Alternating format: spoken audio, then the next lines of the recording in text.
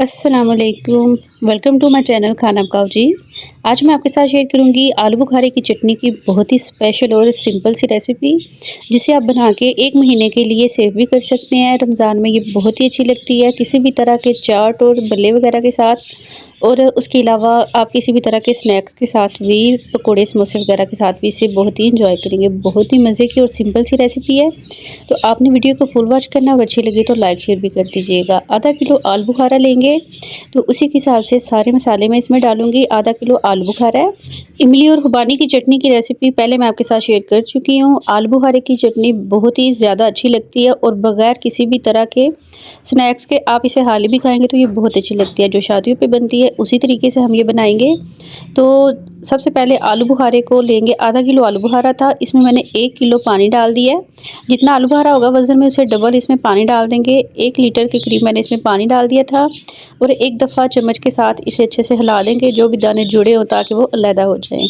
Normal room temperature का पानी था, उसी में इसे डाल के छोड़ देंगे 1.5 घंटे के लिए, ताकि आलू बुखारे का जो दाना है थोड़ा सा बड़ा हो जाए, थोड़ा सा फूल जाए। तो 1 घंटा हो गया था इसे भिगोए हुए और ये देखिए दाना अपने साइज़ में थोड़ा सा ये आलू बुखारे का बड़ा हो गया है। तो कोशिश कीजिएगा कि ज़्यादा ब्लैक कलर का आलू बुखारा ना हो, उसकी चटनी का ज़्यादा अच्छा टेस्ट नहीं आता, वो थोड़ा सा पुराना हो जाता है।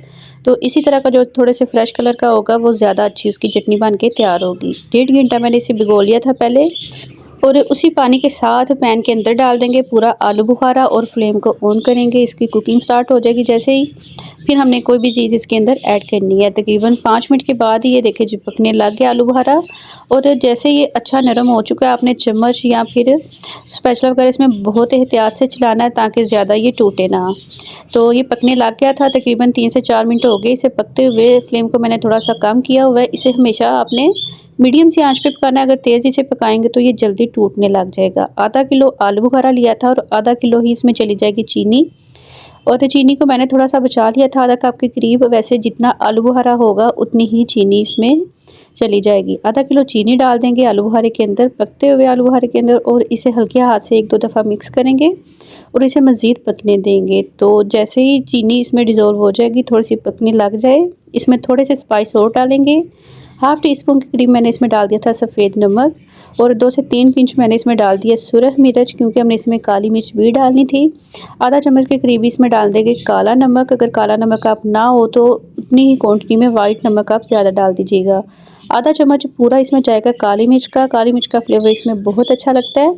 और आधा चम्मच के करीब ही मैंने इसमें डाल दिया था भुना कुटा हुआ ज़ीरा।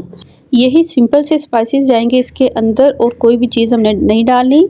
अगर आपके पास अदरक का पाउडर हो तो आप वो भी 2 से 3 पिंच इसमें डाल दीजिएगा। मेरे पास वो नहीं था तो छोटे 2 टुकड़े मैंने अदरक के डाल दिए साबुत इसके अंदर।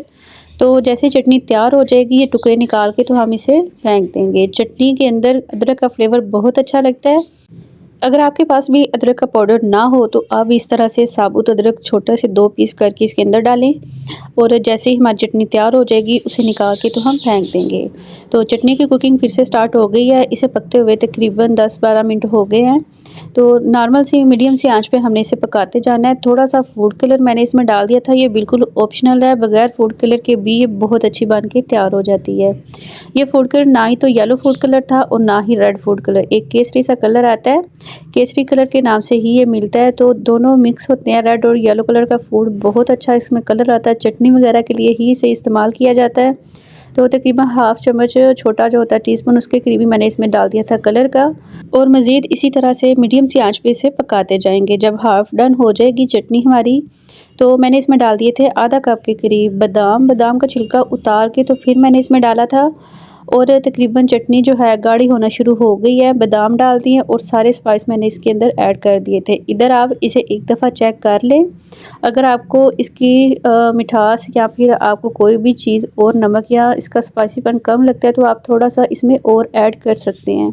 तो बहुत ज़्यादा टाइम नहीं लगेगा, तकरीबन 40 मिनट के अंदर ये चटनी बहुत ही मज़ेदार सी तैयार हो जाती है। तो आपने देखा है चटनी हमारी पकते हुए तकरीबन 35 से 40 मिनट हो गए थे, और आपने इसे इतना पकाना है कि जो इसकी चाश है, जैसे 2 तार की चाश होती है, इस तरह से तैयार हो जाए। इतनी गाढ़ी हो जाएगी तो चटनी हमारी बिल्कुल तैयार है। इसे थोड़ा सा ठंडा करेंगे और निकालेंगे अलहदा से बोल के अंदर। बहुत ही मज़े की और आसान सी रेसिपी है। यही शादियों के ऊपर भी बनाई जाती है, जो बहुत ही अच्छी लगती है, और बिल्कुल भी पता नहीं चलता कि इसे इतनी आसानी के साथ आप घर में बना सकते हैं। हैं। बहुत ही मज़े की आसान सी रेसिपी है और ये वाली चटनी इमली और खुबानी की चटनी से ज़्यादा मज़ेदार और हेल्दी बन के तैयार होती है। तो आपने इस रमज़ान इसे एक दफ़ा से ज़रूर ट्राई करना है और काइंडली आपसे रिक्वेस्ट है कि चैनल पर नए तो सब्सक्राइब ज़रूर कर दीजिएगा। ये बिल्कुल फ्री होता है। वीडियो अच्छी लगी तो लाइक और शेयर भी ज़रूर कीजिएगा। फिर मिलते हैं एक नई रेसिपी के साथ। अल्लाह हाफिज़।